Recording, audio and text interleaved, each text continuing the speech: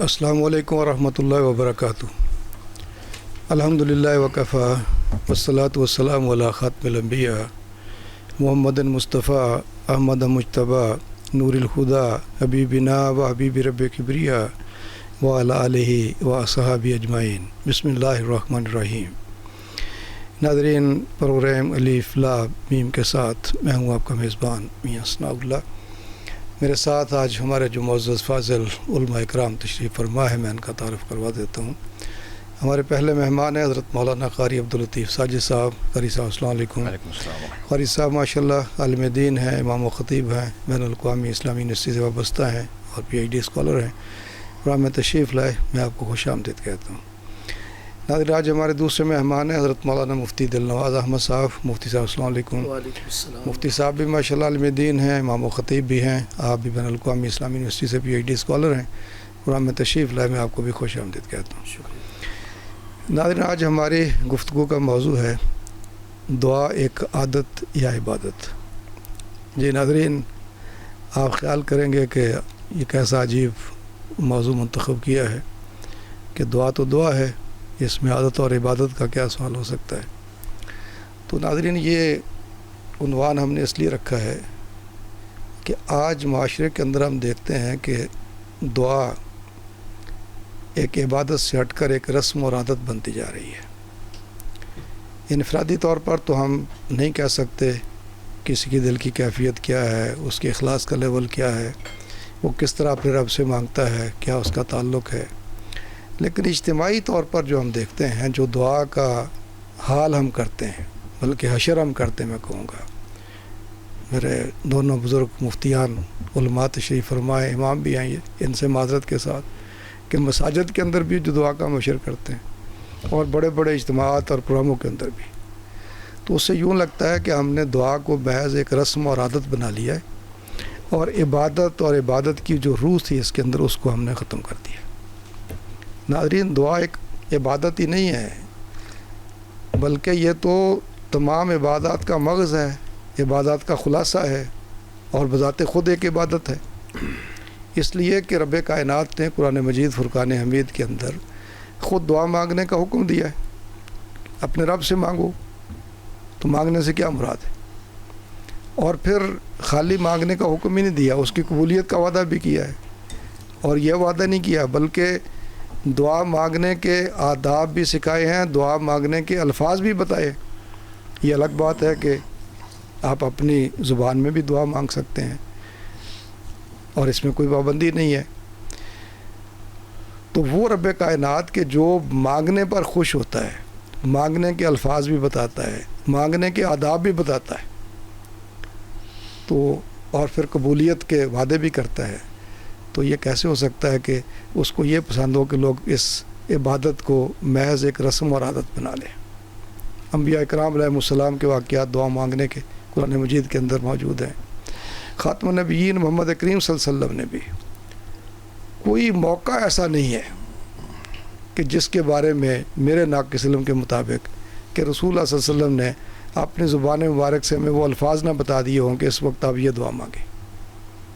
سونے کا موقع ہو، کھانے کا موقع ہو، سونے سے بیدار ہونے کا موقع ہو، حتیٰ کہ لباس پہننے کا موقع ہو، کوئی موقع ایسا نہیں ہے. کوئی پریشانی ہو، کوئی غم ہو، کوئی مصیبت، کوئی آفت ہو، ہر موقع پر نبی علیہ الصلوۃ والسلام نے ہمیں بہترین الفاظ بتا دیے اور دعا کے اسلوب بھی بتا دیے ہیں. اپنی زبان میں بھی اگر دعا مانگیں گے تب بھی ادب، آداب، طریقہ کار، اسلوب وہی رہے گا، وہ نہیں بدلے گا. اب ہم یہ دیکھتے ہیں کہ ہم نے کیوں آج اس موضوع کا انتخاب کیا ہے کہ جو چیزیں دعا میں اللہ تعالیٰ کو پسند نہیں ہیں، جن کا تذکرہ قرآن مجید کے اندر کر دیا گیا ہے. مثال کے طور پر بلا وجہ آواز کو بلند کرتے جانا، اور دعا کے اندر نعوذ باللہ ایسا انداز اختیار کرنا، نعوذ باللہ کہ اللہ تعالیٰ کو ایک لسٹ اور آرڈر پیش کیا جا رہا ہے. دعا کے اندر ردیف قافیہ ملانا اور ایسا ایک منظر اور سما پیدا کرنا کہ جس سے ایک ریاکاری کا عنصر سامنے آتا ہو. قرآن تو تضرع کہتا ہے، خفیہ کہتا ہے دعا کے الفاظ کو، قرآن تو زکریا علیہ السلام کا ذکر کرتا ہے وَإِذْ نَادَى رَبَّهُ نِدَاءً خَفِيًّا، تو اس سے اور بڑی بات کیا ہو سکتی ہے؟ لیکن بات وہی ہے کہ پھر دوسری بات یہ ہے کہ دعا مانگتے ہیں 1-2 دفعہ 4 دفعہ، پتہ چلا کہ جی وہ تو دعا مانگی تھی کام نہیں ہو رہا، پھر مایوس ہونا شروع ہو جاتے ہیں. تو یہ بھی دعا کے آداب کے منافی ہے. مطلب ایک عادت ہی پوری کی نا ہم نے، دعا تو نہ مانگی ہوئی. تو یہ ساری چیزیں ہیں، اس پہ انشاءاللہ ہم رہنمائی حاصل کریں گے اپنے علماء کرام سے کہ تاکہ یہ اہم عبادت اور اس عبادت کے مواقع ہم سے ضائع نہ ہوں. ہم اپنے رب سے اپنے تعلق کو اسی طرح جوڑیں، اسی طرح مانگیں جس طرح اس نے مانگنے کا ہمیں حکم دیا ہے اور مانگنے کا طریقہ سکھایا، اور خاتم النبیین محمد کریم صلی اللہ علیہ وسلم نے ہمیں کر کے سکھایا، بتایا. تو آج اس حوالے سے ہم رہنمائی حاصل کریں گے. تو میں ابتدا کروں گا حضرت مولانا قاری عبداللطیف ساجد صاحب سے. قاری صاحب، میرے اس عنوان سے آپ متفق ہیں کہ دعا عادت ہے، رسم ہے یا عبادت ہے؟ کیا کہتے ہیں؟ الحمدللہ والصلاۃ والسلام علی رسول اللہ. جی، دعا کوئی شک نہیں ہے کہ یہ صرف عبادت ہی نہیں، عظیم عبادت ہے. جیسے آپ فرما رہے تھے کہ یہ عبادت کا مغز ہے. تو اللہ تعالیٰ نے بھی قرآن میں اس طرف بھی اشارہ کیا ہے کہ اللہ تعالیٰ نے فرمایا کہ قال ربکم ادعونی استجب لکم ان الذین یستکبرون عن عبادتی، کہ آپ کا رب کہتا ہے کہ مجھے پکارو میں قبول کروں گا، میرے سے مانگو، دعا مانگو میں قبول کروں گا. جی. اور پھر اس کے بعد فرمایا ان الذین یستکبرون عن عبادتی. اسی دعا کو یہاں عبادت کہا اللہ تعالیٰ نے کہ جو تکبر کرتے ہیں مجھ سے مانگنے سے، تو اس کے لیے لفظ دعا نہیں، لفظ عبادت استعمال کیا ہے. جی. تو صاف اس کا مطلب ہے کہ یہ جو دعا ہے یہ عبادت ہے. نبی صلی اللہ علیہ وسلم کا فرمان بھی ہے کہ الدعاء هو العبادہ. جی. یہ دعائی تو عبادت ہے. دوسری حدیث میں کہ الدعاء مخ العبادہ. جی. یہ تو دعا تو عبادت کا مغز ہے. اگر عبادات سے دعا نکال دی جائے تو کیا رہ جاتا ہے؟ تو اصل جو لب ہے عبادت کا تو وہ دعا ہی ہے. تو اس لیے یہاں ذہن میں رہنا چاہیے کہ یہ دعا کوئی ایسا کام نہیں ہے کہ ہم اپنی مرضی سے جیسے چاہیں جس سے چاہیں کرتے رہیں. جی. یہ یا اللہ ہی زیب دیتا ہے. جی. صرف اللہ سے مانگنا ہی زیب دیتا ہے. اس کے لیے بھی اخلاص چاہیے کیونکہ یہ عبادت ہے. ویسے بھی دعا کے لیے الگ بھی آیا فدعوا اللہ مخلصین لہ الدین. جی. فدعوا اللہ مخلصین لہ الدین. اللہ کے لیے خالص اللہ سے مانگو. تو عبادات کے بارے میں تو عموماً آیا ہے کہ فاعبدوا اللہ مخلصا لہ الدین. اللہ تعالیٰ کی عبادت خالص اس کی کرنی ہے نا. کوئی شرک کا شیبہ کسی اللہ کے ساتھ کسی اور کا اس میں ذرا بھی شرکت وغیرہ اس کی قطعاً اجازت نہیں ہے. تو جب یہ ہمیں پتہ چل گیا کہ دعا عبادت ہے تو یہاں پھر ہمیں یہ اندازہ ہونا چاہیے کہ یہ اللہ کے علاوہ کسی اور سے مانگنا یہ شرک اکبر ہوگا. پھر تو صرف اللہ سے مانگنا چاہیے. اور پھر یہ چونکہ یہ عبادت کی وہ حالت جس کو دعا کہتے ہیں اس میں کوئی پھر زیادہ چیزیں بھی ہیں. یہ مانگنی بھی یقین سے ہیں. نبی صلی اللہ علیہ وسلم نے فرمایا کہ ادعوا اللہ وانتم موقنون بالاجابہ، کہ اللہ تعالیٰ سے اس طرح مانگو کہ تمہیں یقین ہو کہ مجھے ملے گا.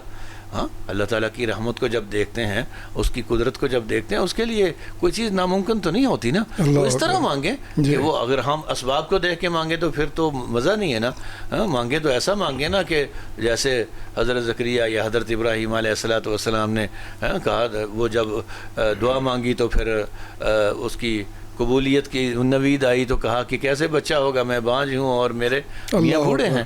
تو اسباب بھی نہیں ہیں، مانگتے رہے. یہ مزہ ہے دعا کا. تو یہ انتم موقنون بالاجابہ، اللہ سے مانگو اور تمہیں قبولیت کا یقین ہو. تو اسی طرح دعا جو ہے نا، وہ جیسے آپ نے بڑی خوبصورت بات کی کہ دعاؤں میں ہم دعائیں کیا کرتے ہیں، خدا سے لڑتے ہیں. ایسے تو نہیں مانگنی چاہیے نا دعا. خشوع اور خضوع کے ساتھ پتہ چلے کہ اللہ کے سامنے انسان عاجزی سے گڑ گڑا رہا ہے، اللہ کے ترلے کر رہا ہے، جھکا جا رہا ہے. تو دعا اس طرح کرنی چاہیے کیونکہ یہ عبادت ہے. تو یہ عبادت ہے. اس کو رسم کے طور پہ ادا کرنا یہ بہت خطرناک ہے. جی یہ تو اس کے ساتھ مذاق ٹھہرے گا نا اگر اس کو رسم کے طور پہ ادا کریں گے تو الٹا اس کے ثواب کا یا اجر کی بجائے اس کا گناہ ملے گا. جی جی بہت اچھا جی قاری صاحب، آپ نے دعا کی جو سمجھ لیجئے کہ اللہ تعالیٰ نے ایک حکم کے طور پر جو بتایا ہے اس کی آپ نے بڑی خوبصورت انداز میں وضاحت کر دی ہے کہ اللہ نے خود اس کو ایک عبادت کا ہے، دعا مانگنے کا حکم دیا ہے، اور یہاں تک کہ مجھ سے مانگو میں عطا کرنے والا ہوں. تو ظاہر ہے کہ اس سے پھر اس کی پوری ساری جو کیفیت سامنے آ جاتی ہے. حضرت مفتی صاحب، کیا دعا کسی خاص کیفیت کا نام ہے؟ یعنی حقیقت، یعنی دعا دیکھیں نا، جیسے قاری صاحب نے فرمایا بھی کہ ہر عبادت بھی دعا ہے. یعنی نماز کی جتنی بھی تسبیحات ہیں، دعا یعنی سبحانک اللہ سے لے کر، بلکہ اس سے پہ اللہ اکبر سے لے کر سورہ فاتحہ جو پڑھتے ہیں تو دعائیں ساری. حج کے موقع پر جاتے ہیں تو ساری دعائیں ہیں، جتنی تکبیرات ہیں دعائیں ہیں، تلبیہ ہے وہ بھی دعا ہے، سب دعائیں ہیں. ٹھیک نا؟ رمضان میں بھی آپ دیکھیں سحر کے وقت، افطاری کے وقت، تو ساری دعائیں ہیں. مال آپ کسی کو دیتے ہیں، زکوٰۃ دیتے ہیں تو دل میں خیال کرتے ہیں اللہ قبول کر لے، یہ بھی دعا ہے. ٹھیک ہے، تو آپ کیا کہیں گے کہ ان ساری چیزوں کو سامنے رکھتے ہو کہ اس کی حقیقت کیا سامنے آتی ہے؟ اہمیت فضیلت تو ظاہرہ ساتھ آئے گی.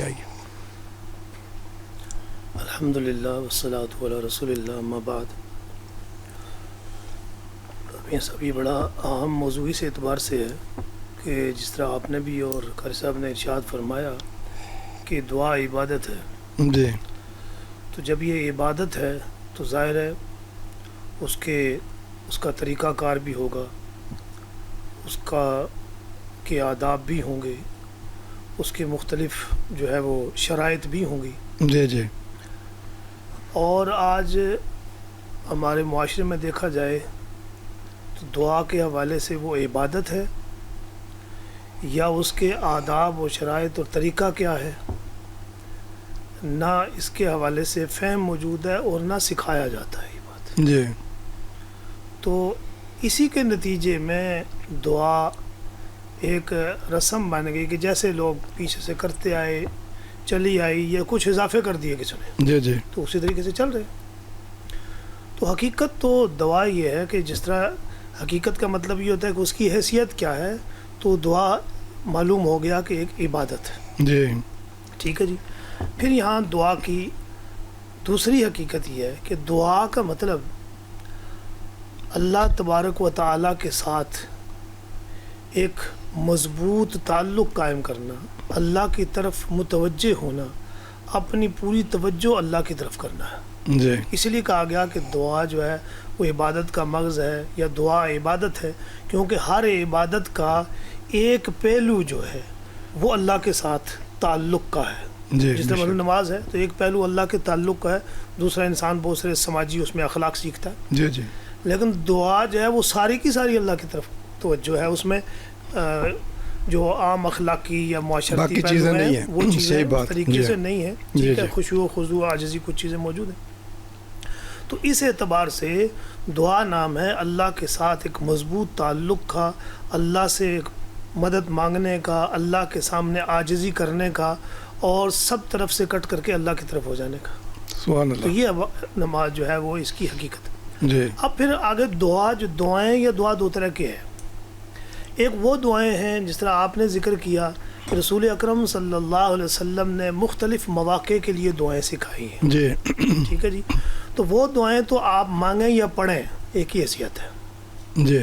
کیونکہ اصل میں تو وہ الفاظ پڑھ کر کے اللہ کی مدد طلب کرنا، اللہ کی طرف توجہ کرنا، اور اس بات کو یقینی بنانا ہوتا ہے کہ میرے ہر معاملے کے اندر جی اللہ رب العالمین کی مدد اور نصرت مجھے ضرورت ہے. اللہ اکبر. اس لیے آپ دیکھیں کہ صبح اٹھنے سے لے کر کے جی جی. رات سونے تک ہر معاملے میں دعائیں سکھائی گئی. جی جی. اور پھر اگر بات لمبی ہو جائے گی، لیکن ان دعاؤں کو اگر دیکھا جائے تو جب انسان کے ساتھ کوئی حادثہ ہوتا ہے تو اس کو معلوم ہوتا ہے کہ ان کی اہمیت کیا ہے. اہمیت کیا ہے. جی بے شک. دوسری دعا جو ہے وہ مانگنی ہے، جو ہم اللہ سے کچھ مانگتے ہیں، چاہے اس کی ہر چیز کے لیے اللہ نے کہا مجھ سے مانگو، یہاں تک کہ یہ دعا بھی سکھائی گئی کہ اللہ سے اللہ کی محبت مانگو. جی جی. ٹھیک ہے جی. اس محبت کا سوال کرو. تو اس لیے دعا کی حقیقت تو یہ ہو گئی. اہمیت کیا ہے دعا کی؟ تو اب دیکھیں دعا کی اہمیت اس سے بڑی کیا ہو سکتی ہے کہ قرآن حکیم خود کہتا ہے وَإِذَا سَأَلَكَ عِبَادِي عَنِّي فَإِنِّي قَرِيبٌ. جی جب بندہ جو ہے مجھ سے سوال کرتا ہے تو میں اس کے قریب ہوتا ہوں، اور جب پکارتا ہے تو میں پکار کا جواب دیتا ہوں. سبحان اللہ.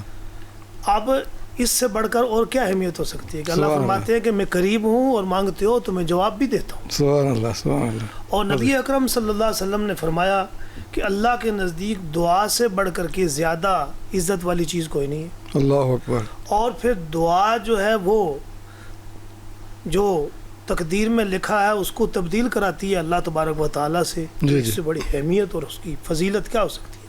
پھر سیدنا عمر فاروق رضی اللہ تعالیٰ عنہ فرماتے ہیں کہ دعا کی قبولیت اور دعا سے کچھ ملنا تو اگلی بات ہے. کہتے ہیں مجھے تو یہ فکر ہوتی ہے کہ اللہ رب العالمین دعا کی توفیق عطا فرمائے. توفیق جاری رکھے. سبحان اللہ. اس لیے جو اولیاء اللہ ہیں یا بزرگان دین ہیں وہ عام طور پر لوگوں سے ایک سوال کرتے ہیں جو ان کے ساتھ متعلق ہوتے ہیں جی کہ کیا آپ کا دعا میں دل لگ رہا ہے یا نہیں لگ رہا؟ اگر دعا کرنے میں دل لگ رہا ہے تو اس کا مطلب یہ ہے کہ آپ کو توفیق ہو گئی. بہت اچھے. اب آگے پھر جو دعا آپ کریں گے تو وہ اللہ رب العالمین کسی دعا کو رد نہیں کرتے، یعنی اس کو لوٹاتے ضرور ہیں. اب انسان کے فہم میں وہ لوٹانا آیا یا نہیں آیا یہ اگلی بات ہے. صحیح بات. اس لیے دعا ایک عظیم الشان عبادت ہے اور اس کے کئی سارے پہلو. بہت اچھا جی مفتی صاحب آپ نے وضاحت فرمائی. ناظرین یہ جو قرآنی دعائیں ہیں، مسنون دعائیں، یعنی نبی صلی اللہ علیہ وسلم کی سکھائی دعائیں، قرآن پاک کے اندر بتائی دعائیں، یعنی ان کا یاد کرنا سیکھنا بھی ایک عبادت ہے. اور پھر جیسے ابھی مفتی صاحب فرما رہے تھے کہ ان کو آپ پڑھ لیتے ہیں تو ظاہر ہے کہ وہ آپ انہی الفاظ کو دہرا رہے ہیں، پڑھ رہے ہیں جو قرآن و سنت کے اندر آئے. اور پھر وہ جو ابھی آپ نے فرمایا کہ تقدیر کے حوالے سے، تو میں دیکھ رہا تھا سیدنا حضرت علی رضی اللہ عنہ سے منسوب ایک قول ہے کہ کسی نے ان سے یہ سوال کیا کہ اگر سب کچھ تقدیر میں لکھا ہوا تو پھر مانگنے کا کیا ہے، دعا کیوں مانگیں؟ تو کیا خوبصورت جواب دیا. انہوں نے کہا ہو سکتا ہے تقدیر میں یہی لکھا ہوا مانگو گے تو ملے گا. تمہیں تو پتہ نہیں ہے کہ تقدیر میں کیا لکھا ہوا ہے، ہو سکتا ہے یہی ہو کہ اللہ سے مانگو گے تو تمہیں مل جائے گا.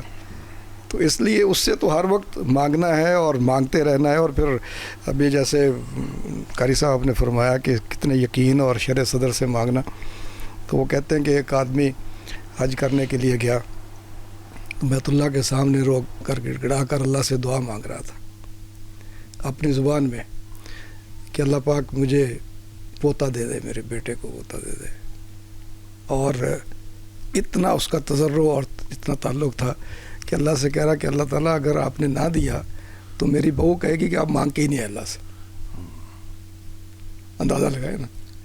تو یہ ہے نا ایک تعلق کہ مجھے یقین ہے کہ آپ مجھے خالی ہاتھ نہیں لٹائیں گے، اور میں جن کے لیے مانگ رہا ہوں ان کو یہ یقین آ جائے گا واقعی آپ سے مانگ کر آیا. تو حضرت کیا فرماتے ہیں کہ یہ معاشرے میں یعنی دعا جیسی جو عبادت ہے یہ ایک عادت کی طرف کیسے منتقل ہو گئی، کیوں ہو گیا ایسے؟ میاں صاحب اگر اس کا خلاصہ کریں، ایک ہی لفظ کہیں اس کے لیے تو یہ ہے کہ توفیق سلب ہونا ہے. جی اللہ نے توفیق چھین لی. ایسا کیوں ہوتا ہے؟ جب ہم نے دین کو عمومی طور پر ایک موم کی ناک سمجھ لیا ہوا ہے، جس کا جو دل کرتا ہے، جس کو جو پسند ہے اس کا وہی دین ہے، تو اس طرح سے لوگوں نے یہ معاملہ شروع کر لیا ہے. تو یہ تو اللہ تعالیٰ کے ساتھ بغاوت ہے، اللہ تعالیٰ سے دوری ہے. تو جب اللہ تعالیٰ سے دوری ہوگی، سب سے پہلا جو نقصان ہوتا ہے نا وہ اس کے گھر میں آنے کی توفیق سلب ہونا شروع ہو جاتی ہے، اسے مانگنے کی توفیق نہیں ہوتی. تو یہ جو پھر جب مانگنے کی توفیق تو ہے نہیں، اب معاشرے میں تو جینا ہے نا. لوگ تو کہتے ہیں نا مولوی جی دعا کرو، تو پھر مولوی صاحب وہ ایک وہ طریقہ ہے ان کا، یا اللہ فلانے کو بھی فلانے کو جتنے مقتدی سب کو راضی بھی کرنا ہوتا ہے، تو ان کے کو شاید چندہ شندہ بھی لینا ہوتا ہے. اس قسم کے بھی مسائل اللہ معاف کرے، یہ ہے تو باتیں غصے کرنے والی یہ، لیکن میں معاشرے میں یہ دیکھ رہا ہوں. یعنی یہ بھی ہوتا ہے کہ نماز کے بعد ہاتھ اٹھائے ہیں اور پنکھے دیکھ رہے ہیں کون کون سا چل رہا ہے، کون کون سا بند ہے. یا کبھی ایسا بھی ہم نے دیکھا ہے خود کہ دیکھ رہے ہیں کہ نمازیوں میں کون کون بیٹھے ہیں، کون کون غیر حاضر ہیں، جو بندہ ان کو مطلوب ہے کہ نہیں. یہ سب کچھ ہمارے معاشرے میں نظر آ رہا ہے. تو اب توفیق تو ہے نہیں، یہ کرنا ہے مجبوراً یہ کرنا ہے. وہ مجبوری جہاں سے بھی ہے رسمی طور پہ, کیونکہ یہ ایک رسم بن چکی ہے, اس کو ادا کرنا ہے. تو یہ اللہ جب توفیق چھین لیتے ہیں تو غفلت آتی ہے, اور غفلت سے نبی صلی اللہ علیہ وسلم نے بھی پناہ مانگی ہے, اور پناہ مانگنے سے قرآن نے کہا ہے نا, ولا تک جیسا کہ وہ آیت میں ہے, ولا تکونوا کالذین نسوا اللہ فانساہم انفسہم. یہ جو اللہ کو بھول گئے تھے نا یہود و نصارہ, اس طرح نہ ہو جاؤ, نہیں تو اللہ تمہیں اپنا آپ بھلا دیں گے.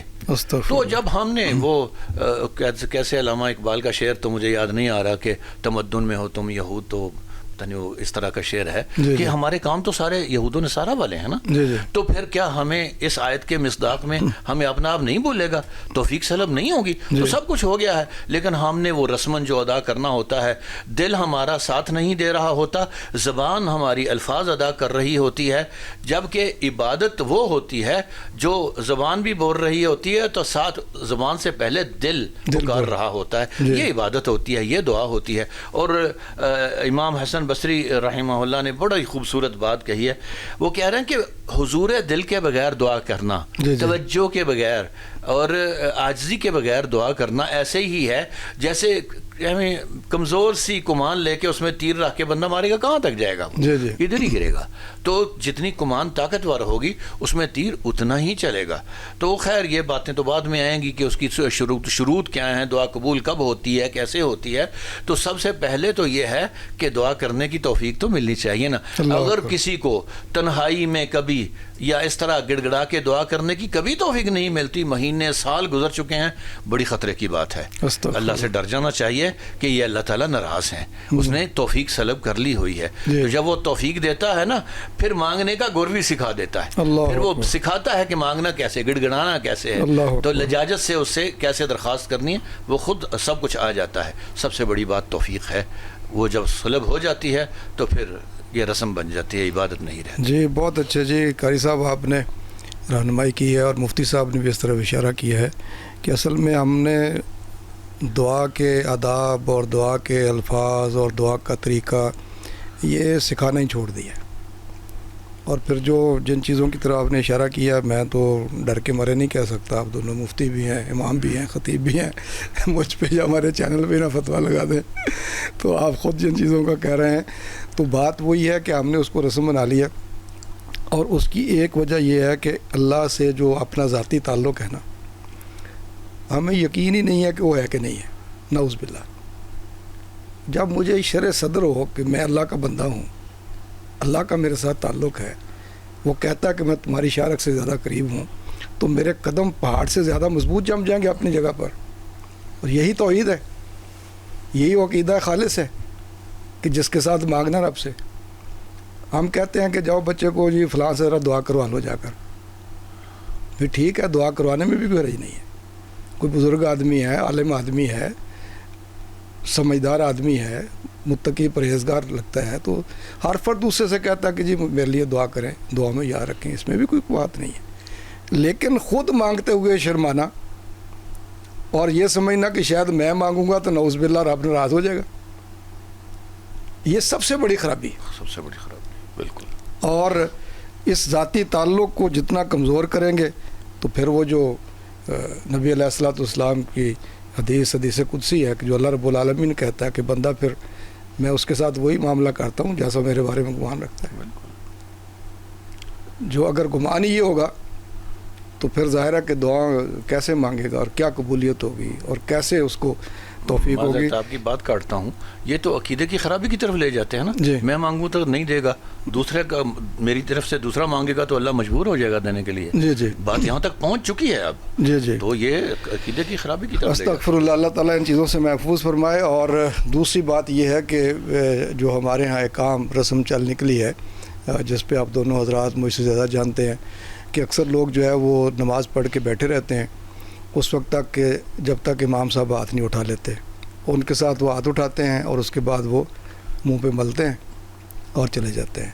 اور بقول ایک شخص کے کہ امام صاحب دعائیں مانگ رہے تھے بڑی گڑ گڑا کر, غالباً وہ حرمین کی بات تھی کہ وہاں پہ وطر میں قیام اللیل میں تو عربی میں گڑ گڑا کے دعائیں مانگ رہے تھے. تو وہ کسی نے دوسرے فرد سے کہا کہ جی کیسی خوبصورت دعائیں مانگی. انہوں نے کہا جی ہمیں سمجھ ہی نہیں آئی, ہمیں کیا پتہ کیا مانگا ہے. تو سمجھ آئے تو پتہ چلے نا جی, مزہ پھر بھی آتا ہے. تو ناظرین یہ گفتگو سلسلہ ہمارا جاری ہے, اس پہ انشاءاللہ ہم مزید کچھ باتیں سیکھتے ہیں دعا کے آداب کے بارے میں, قبولیت کے بارے میں. ہمارے ساتھ رہیے گا. ایک چھوٹا سا ہم وقفہ لیں گے, وقفے کے بعد پھر آپ کی خدمت میں حاضر ہوں گے. جی ناظرین چھوٹا سا وقفہ ہے. جی ناظرین وقفے کے بعد ایک مرتبہ پھر آپ کی خدمت میں حاضر ہیں, اور آج کا ہمارا موضوع جو بہت ہی اہمیت کا حامل ہے کہ دعا ایک عادت یا عبادت, یعنی یہ کویسچن ہے کہ یہ عادت ہے یا عبادت ہے. تو ہمارے دونوں علماء کرام یہ فرما رہے ہیں کہ دعا عادت نہیں ہے بلکہ یہ عبادت ہے, اور عبادت بھی ایسی ہے کہ جس کے کرنے کا اللہ نے خود حکم دیا ہے, اور خالصتاً اللہ کے ساتھ کرنے کا معاملہ ہے, کوئی درمیان میں کوئی چیز نہیں ہے اس کے. اور پھر دوسری بات یہ ہے کہ اللہ نے خود اس کے الفاظ آداب بھی سکھائے ہیں. یہ ساری چیزیں ہمارے سامنے ہیں. تو مفتی صاحب آپ سے پھر ہم یہ جان لیتے ہیں, جیسے ابھی میں نے کہا کہ ہمارے ہاں ایک طریقہ یہ بن گیا ہے کہ دعا یعنی ہاتھ اٹھاتے ہیں اور اس کے بعد منہ پہ مل لیتے ہیں. اگر یہ نہ کریں تو سمجھتے ہیں دعا نہیں مانگی. یعنی رکوع کی جو دعائیں ہیں وہ ہمیں نہیں آتی, سجدے کی جو دعائیں وہ ہمیں نہیں آتی, قومے کی اور جلسے کی جو دعائیں وہ ہمیں نہیں آتی. دعائیں ہیں نا ساری کی ساری. تشہد کی جو دعائیں ہیں سلام پھیرنے سے پہلے وہ ہمیں نہیں آتی. ہمیں ایک دعا جو نماز میں لکھی ہوتی ہے رب اجعلنی, بڑی یعنی میں سمجھتا ہوں جامع دعا ہے, اس میں کوئی شک نہیں, لیکن اس وقت جو موقع ہے دعا مانگنے کو ہمیں نہیں آتا. اور جو فرد نماز کے بعد تھوڑی دیر ہاتھ اٹھا کے, اور جیسے قاری صاحب فرما رہے تھے ادھر ادھر دیکھ کر کے دو جمائیاں بھی لے کے ہاتھ منہ پہ نہیں ملتا, کہتے ہیں دعا نہیں مانگی اس نے. ہم نے اس کو دعا سمجھ لیا, یعنی ہاتھ اٹھا کے دعا مانگنا بھی اللہ کے رسول کی سنت ہے, ہم اس سے انکاری نہیں ہیں. اور مواقع بھی ہیں, کسوف کی دعا ہے, خسوف کی دعا ہے, ہاتھ اٹھا کر باقی نبی صلی اللہ علیہ وسلم نے, اور بھی مواقع ہیں. لیکن کیا صرف یہ ایک ہی طریقہ ہے دعا مانگنے کا, اور کیا آداب ہے, کیا کہتے ہیں آپ؟ جی بڑی عام بات ہے یہ. اس میں سب سے پہلی بات تو یہ ہے کہ دعا جو ہے وہ کہاں رسول اکرم صلی اللہ علیہ وسلم نے ہاتھ اٹھا کر کے مانگنے کا طریقہ سکھلایا, اور کہاں بغیر ہاتھ اٹھائے دعا کی.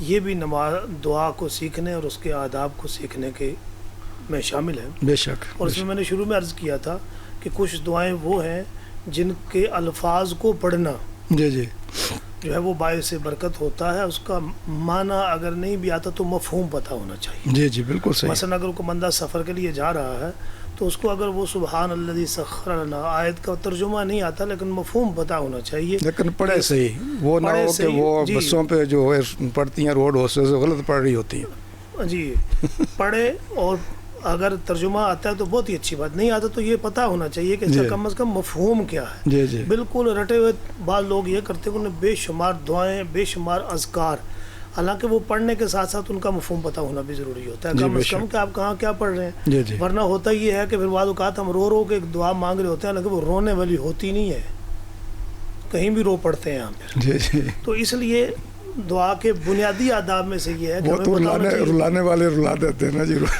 کہاں ہم نے ہاتھ اٹھا کے دعا مانگنی ہے, کہاں بغیر ہاتھ اٹھائے مانگنی ہے. مثلا دیکھیں جس طرح ہم اذان دیتے ہیں تو اذان کے بعد کی دعا میں ہاتھ نہیں اٹھائے جاتے. جی جی ایون کھانا کھانے کے بعد بھی رسول اللہ صلی اللہ علیہ وسلم سے دعا ہاتھ اٹھا کے مانگنا جائز نہیں, جو ہے ثابت نہیں ہے. تو ہمیں یہ معلوم ہونا چاہیے. واش روم سے نکل کے جی بہت ساری دعائیں جو پڑھنے کی ہیں وہ اس میں ہاتھ نہیں اٹھائے جائیں. جی جی اب اس کے بعد جو دعا کے آداب یہ شرائط ہیں, تو اس میں سب سے پہلی چیز یہ ہے کہ دعا کے لیے اور بالخصوص دعا مانگنی ہے, کچھ اللہ سے مانگنا ہے, اللہ کے دربار میں پیش ہو کے اپنی غلطی کی معافی مانگنی ہے, تو کوئی دنیا کی چیز مانگنی ہے, آخرت کی چیز مانگنی ہے, کچھ بھی مانگنا ہے تو سب سے پہلے اللہ کی طرف توجہ کا ہونا ضروری ہے. بے شک. پورے اخلاص نیت کے ساتھ جی, اور عاجزی کے ساتھ, اپنے آپ کو محتاج سمجھ کر کے.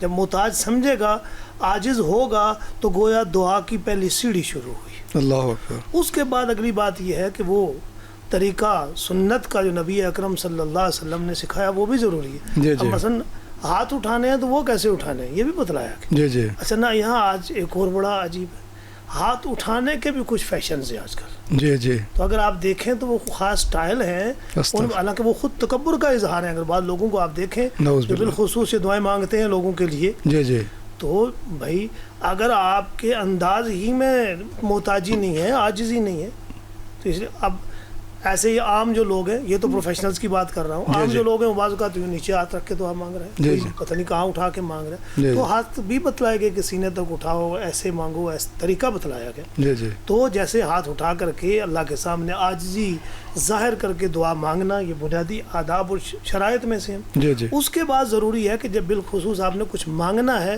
تو نبی اکرم صلی اللہ علیہ وسلم ایک بندہ دعا مانگ رہا تھا, تو آپ نے سیدہ عائشہ رضی اللہ تعالیٰ عنہا کو فرمایا کہ اس نے بڑی جلدی کی.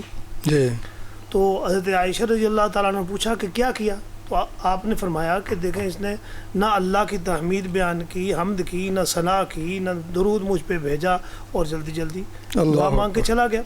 تو دعا کے لیے ضروری ہے کہ جس دربار میں پیش ہونا ہے اس کی شایان شان پہلے تعریف کی جائے, سورہ فاتحہ پڑھی جائے, اور جو اللہ تبارک و تعالیٰ کی تعریف حدیث میں ہے یا قرآنی آیات میں ہے, جتنی آپ کو آیتی ہیں وہ پڑھیں آپ, کم از کم کے الحمد شریف پڑھیں, سورہ فاتحہ پڑھیں, اور اس کے ساتھ درود پاک پڑھیں, اور اس کے بعد جو ہے وہ اللہ کے سامنے جو بھی ہم نے مانگنا ہے عاجزی سے مانگیں, اور اس کے بعد بھی درود پاک پڑھیں. تو یہ بنیادی وہ آداب ہیں کہ جو دعا مانگنے کے ہیں, جو ہمیں پتہ ہونا چاہیے. اور پھر اس کے ساتھ ساتھ فرمایا کہ دعا کی عدم قبولیت یعنی قبول نہ ہونے کی ایک وجہ یہ بھی ہے کہ بندہ کسی معاملے میں دعا مانگے, اور آج کل یہ لوگ عام طور پر دعائیں مانگنے والے یہ کام کرتے ہیں کہ کافی عرصے سے مانگ رہا ہوں, پتہ نہیں قبول نہیں ہو رہی, اس سے دعا قبول نہیں ہوتی. آپ نے اس دربار میں درخواست دے دی ہے, اور جب تک آپ کا کام پورا نہیں ہو آپ دیتے رہے ہیں. وہ اللہ کا کی حکمت ہے کہ اللہ تعالیٰ کب قبول فرماتے ہیں. اس لیے فرمایا کہ ادعوا اللہ وانتم موقنون بالاجابہ, اللہ سے دعائیں مانگو اس یقین کے ساتھ اللہ تعالیٰ اس کو قبول کرے گا یا اس کا بدلہ دے گا. اس لیے بعض اوقات انسان ایک دعا مانگتا ہے, وہ اس کے لیے اچھی نہیں ہوتی, اس وقت اگر وہ قبول ہو جائے تو وہ معاملہ اس کے لیے ٹھیک نہیں ہوتا. اللہ تعالیٰ تاخیر سے وہ چیز اس کو دیتے ہیں. سبحان اللہ. تو لہٰذا اللہ کی حکمت پر, اللہ کی مصلحت پر چھوڑ دے اور اللہ سے مسلسل دعا مانگتا رہے. تو مسلسل دعا مانگنا, مایوس نہ ہونا, لا تقنطوا من رحمت اللہ, یہ بھی دعا کے آداب ہیں. بہت اچھا جی, یہ دعا کے آداب اور شرائط ہیں جو آج ہمیں سیکھنے اور سکھانے کی ضرورت ہے. اور خاص طور پہ مفتی صاحب جو آپ نے فرمایا کہ جلد بازی نہیں کرنی چاہیے, ہمارا کام مانگنا ہے, وہ عطا کرے گا. ہمارے ایک دوست اللہ تعالیٰ ان کو لمبی عمر دے, ضعیف ہو گئے ہیں کافی, تو ان کی یہ بات بڑی اچھی لگی. ان کی بیٹیاں تھیں, اولاد نرینہ نہیں تھی, تو بالکل یعنی جب ہوتا نا کہ آپ کوئی امید نہیں ہے بچہ ہونے کی, تو پتہ چلا کہ جی ان کے ہاں بیٹے کی ولادت ہوئی ہے. اچھا, تو وہ ہے بھی بڑے مزاحیہ سے. تو میں نے انہیں فون کیا, آرمی سے کرنل ریٹائر ہوئے ہیں, تو میں نے فون کیا ان کو, میں نے کہا یار ایک کوئی خبر سنی تھی. کہتا وہ آپ کو ہی نہیں میری بہنوں کو بھی یقین نہیں آیا. تو میں نے کہا اچھا. کہتا دیکھیں جی بات یہ ہے, ہم نے درخواست دی ہوئی تھی اللہ تعالیٰ کو, اللہ اکبر, ٹھیک ہے, تو وہ درخواست ہماری جمع تھی. وہ آج کی اصطلاح میں انہوں نے کہا جی وہ کئی فائلوں کے اندر دبی ہوئی تھی فائل ہماری, ٹھیک ہے, وہ سامنے آئی, یس ہوگی, کہتے بس اللہ اللہ خیر صلی. تو یہ ہے کہ ہمارا کام ہے درخواست دینا اور دیتے رہنا, ٹھیک ہے. وہ جب اس کا فضل ہوگا, جب وہ دیکھے گا کہ اب اس کے لیے یہ بہتری ہے, ہم اپنی ضرورت اور حاجت کے لیے مانگتے ہیں اور وہ ہماری بہتری کے لیے دیتا ہے, اور روکتا ہے تب بھی بہتری کے لیے روک دیتا ہے, لیکن ہمیں اس کا اندازہ نہیں ہوتا. قاری صاحب وقت قریب ختم ہو رہا ہے, تو ہم جلدی 2-4 چیزیں اور سیکھ لیتے ہیں. اصل روح کیا ہے دعا کی؟ جی میاں صاحب, جو دعا کی روح ہے وہ ہے تذلل اور انکساری اور عاجزی. جتنی عاجزی ہوگی اتنی ہی دعا قبول ہوگی. وہ خلیفہ اموی تھے کہ ان کا بڑا مشہور ایک واقعہ اس بات مسئلے کو سمجھنے کے لیے بڑا خوبصورت ہے. عبد الرحمن الثالث جو تھے نا خلیفہ, ایک دفعہ ان کے دور میں بارش رک گئی, اور یہ بھی ایمان کی بات ہوتی ہے کہ انسان سمجھے کہ جو مصیبت ہے وہ ہمارے گناہوں کی وجہ سے آ رہی, اور یہ حقیقت ہوتی ہے. یہ جب یہ بات سمجھ آ جاتی ہے نا تو بڑے مسئلے حل ہوتے ہیں. انہوں کو یہ پتہ چل گیا, پتہ پہلے تھا, تو انہوں نے کہا عوام سے کہ استسقا پڑھی جائے. اس کے لیے ایک تھے ان کے قاضی منذر ابن سعید, ان کو کہا کہ آپ نماز ان کا استسقا پڑھائیں گے, نماز استسقا پڑھائیں گے. اچھا, نماز استسقا کے لیے لوگ نکلے تو یہ منذر نے رحمہ اللہ نے لوگوں سے پوچھا جو بادشاہ سے پائے تھے نا, عبد الرحمن ثالث کے قریب سے آئے تھے, کہ آپ جب آئے تو کیا صورتحال تھی بادشاہ سلامت کی, یا انہوں نے تو لفظ مولانا کہا کہ ہمارے مولانا کا کیا حال تھا. وہ کہنے لگے کہ انہوں نے چارپائی چھوڑ کر زمین کو بستر بنا لیا تھا, یعنی عاجزی اختیار کر لی تھی کہ یہ اللہ کی رحمت رک گئی ہے. یہاں انہوں نے منذر نے بڑی خوبصورت بات کہی, کہنے لگے ابشروا بالفرج, پھر تو خوش ہو جاؤ کہ اللہ کی طرف سے اب وہ خوشخبری آنے والی ہے, یہ پریشانی جانے والی. کیوں؟ فَإِنَّهُ إِذَا ذَلَّ جَبَّارُ الْأَرْضِ رَحِمَ جَبَّارُ السَّمَاءِ. جب یہ زمین کے جابر جو لوگ ہیں نا, جب وہ تھوڑی عاجزی اختیار کر لیتے ہیں نا, اللہ کے سامنے گر جاتے ہیں نا, تو پھر جو آسمان کا رب ہے نا جبار, وہ اس کی رحمت پھر ٹھانٹے مارنے لگ جاتی ہیں. تو دعا کی سب سے ابتدائی چیز عاجزی اور انکساری ہے. یا ایھا الناس انتم الفقراء الی اللہ واللہ هو الغنی الحمید. یہ بندے کے لوئے میں بات رچی بسی ہونی چاہیے کہ وہ غنی مطلق ہے, نحن اور ہم فقیر ہیں.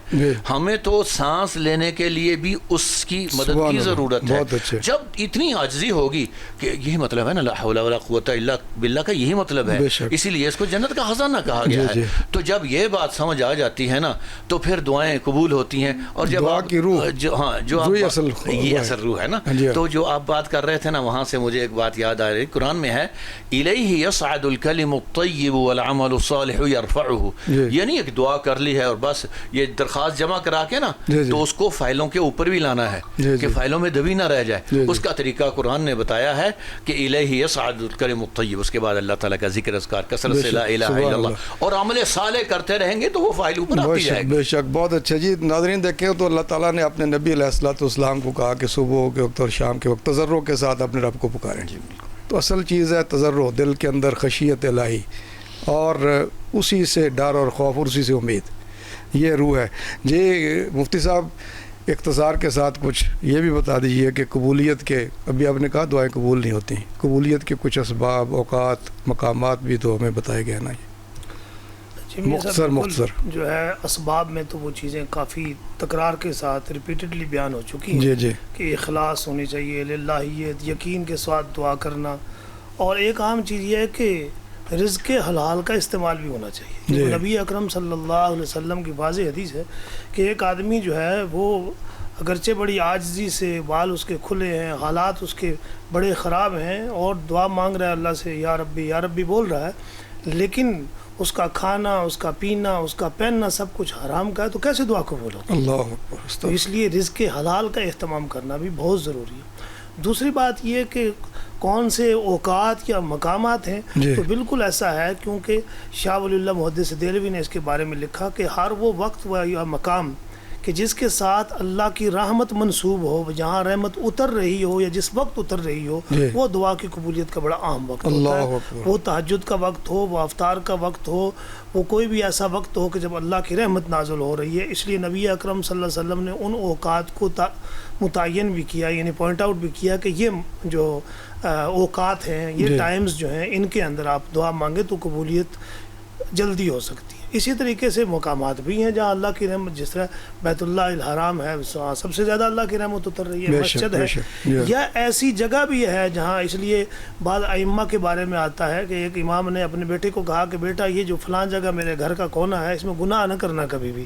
فرمایا یہاں پتہ نہیں میں نے کتنے ہزار دفعہ ختم قرآن کیا ہے بیٹھ کے, تو یہ برکت والی جگہ ہے. برکت والی جگہ, جہاں اللہ کی رحمت کسی وجہ سے اتر رہی ہے, تو وہ جگہ اور وہ مقام دعا اللہ سے اصل میں قبولیت کی دعا مانگنا یہ بھی ضروری ہے. تو اس کا اس وقت میں یا اس مقام میں زیادہ اہتمام کرنا چاہیے تاکہ وہ دعائیں. قاری صاحب اکثر لوگ کہتے ہیں کہ جو مصیبت آتی ہے تو اللہ کی طرف رجوع کر لیتے ہیں, اور عام دنوں میں تو کہتے ہیں کہ ضرورت ہی نہیں ہوتی. تو کیا صرف دعا مصیبت کے وقت مانگنے کی چیز؟ میاں صاحب قرآن پاک نے ایسی حالت کی بڑی جگہ جگہ مذمت کی ہے، بات لمبی نہ ہو جائے، میں یہاں صرف نبی صلی اللہ علیہ وسلم کی وہ وصیت یا نصیحت ذکر کروں گا جو نبی صلی اللہ علیہ وسلم نے حضرت عبداللہ ابن عباس کو کی تھی. بڑی خوبصورت نصیحت تھی، لمبی نصیحت ہے، اس سے دعا کے متعلق جو مفتی صاحب بہت عام بات. جی بالکل. تو نبی صلی اللہ علیہ وسلم نے فرمایا تھا حضرت عبداللہ ابن عباس کو کہ تعرف الی اللہ فی الرخاء یعرفک فی الشدہ. اچھے حالات میں اللہ سے تعلق ٹھیک رکھنا، اس کی پہچان رکھنا، جب تم پہ کوئی مصیبت آئے گی پھر وہ تمہیں بھولے گا نہیں. تو یہ چند لفظوں میں نبی صلی اللہ علیہ وسلم نے یقین کریں کہ ان چند یہ 4-5 لفظ بنتے ہیں، ان میں سمجھو کہ دریا کو کوزے میں بند کر دیا. اور قرآن پاک میں بے شمار آیات ہیں اسی معنی میں، اور اللہ تعالیٰ نے مذمت کی ہے کہ یہ میرے بندے جب مصیبت پہنچتی ہے تو مجھے گڑ گڑا کے پکارتے ہیں، اور جب وہ مصیبت دور ہو جاتی ہے یہ مر کأن لم یدعونا الی ضر مسہ، ایسے جا رہے ہوتے ہیں کہ جیسے کبھی ہمارے ساتھ کوئی تعلق رہا ہی نہیں ہے، ہمیں یہ جانتے ہی نہیں ہیں. تو اس لیے یہ اچھے دنوں میں اللہ کے ساتھ اچھے تعلقات یہی کام آتے ہیں. مصیبت کے جب کشتیاں دریا میں ڈوبنے لگتی ہیں تو اللہ یاد آتا ہے، کنارے پہنچتے ہیں تو بھول جاتے ہیں. تو یہ اللہ نے اس کی مذمت فرمائی. دیکھنا جی مفتی صاحب، جو موضوع ہمارا تھا کہ دعا ایک عادت یا عبادت، اور اس پہ آپ لوگوں نے اشارتاً کچھ باتیں بھی کی ہیں کہ کیا کیا چیزیں دعا کے اندر ہمارے دارائیں ہیں معاشرے میں. تو اگر ہم یہ جاننا چاہیں کہ اس وقت دعا کا جو حلیہ ہم نے بنا لیا ہے اس عبادت کا، تو اس میں کون کون سی ایسی غلط رسومات آ گئی ہیں، بدعات آ گئی ہیں، یا غلط فہمیاں پیدا ہو گئی ہیں، ان کی ذرا نشاندہی کر دیں گے کام آئے لوگوں کے، اور پھر اس کی اصلاح کیسے ہو سکتی ہے؟ یہ سب بنیادی بات تو یہ ہے کہ ہم دعا کو بطور عبادت نہیں سمجھ رہے، پھر دعا کے جو مختلف طریقے ہیں یا جو مختلف دعا کی قسمیں ہیں ان میں فرق نہیں کر رہے ہم. نتیجہ یہ ہے کہ جیسے دعا پڑھنی ہے ایسے ہی ہم مانگ رہے ہوتے ہیں، یا جیسے مانگنی ہے ایسے پڑھ رہے ہوتے ہیں. پھر وہ رسمی طور پر ہم نے کچھ چیزیں یاد کر لی ہیں، انہیں کو گا کے پڑھ رہا ہے، کو کیا کر رہا ہے، کو کیا کر رہا ہے، کوئی اس کے اندر لوگوں کو متوجہ کر رہا ہے. پھر بڑی لمبی دعائیں ہو رہی ہیں جہاں گھنٹہ 2 گھنٹے کی دعائیں بھی ہو رہی ہیں. استغفر اللہ. تو اب یہ وہ ساری چیزیں ہیں کہ جس نے اس عبادت کا، جس طرح اور عبادتوں کا رخ مڑ جاتا ہے ایسے اس کا بھی رخ موڑ کے رکھا. لائٹیں بجھا کے بھی دعائیں مانگی جاتی ہیں، تو ساری چیزوں کا رخ موڑ دیا گیا.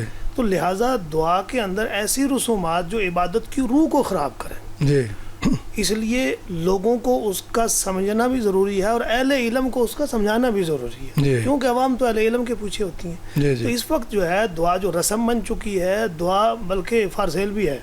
استغفر اللہ. اچھا، پیسے لیتے ہیں لوگ دعائیں کر کے.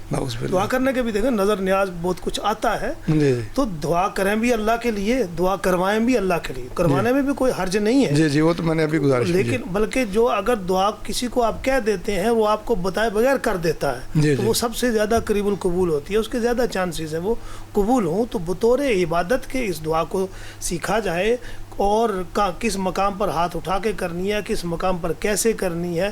بلکہ میں تو یہ کہوں گا کہ وہ دعائیں جو مسنون ہیں بالخصوص اگر وہ ہم یاد کر لیں تو ہم ہزاروں عافیتیں ہمیں مل جائیں گی. اللہ اکبر.